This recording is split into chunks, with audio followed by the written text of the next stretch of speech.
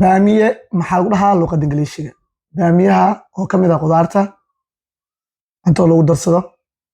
baamiye mid ka dheereeraay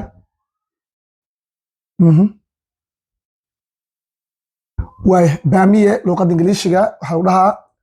okra baamiye luqadda ingiliishiga waxaa lagu dhahaa okra okra kuali okra barbaroni maxaa lagu dhahaa luqadda ingiliishiga barbaroni barbaroniga lagu darsado suugada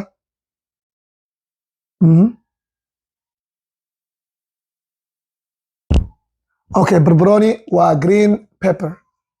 waa green pepper barbaroni waxaa loo yaqaanaa green pepper okay basal baar ayaa lagaa rabaa marka basal baar maxaa lagu dhahaa luqadda ingiliishiga basasha oo sambuuska lagu samaysto basasha cagaarta basal baar waxaa laga wadaa basasha caleenta ah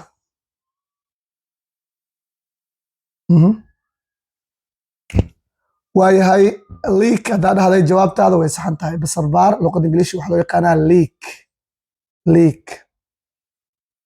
marka waxaa laidinka rabaa hadda qajaar maxaa u dhahaa luqadda ingiliishiga qajaarka qudaarta ka mid ah oo aad caafimaad ku leh qajaar maxaa u dhahaa luqadda ingiliishiga comment ku soo qor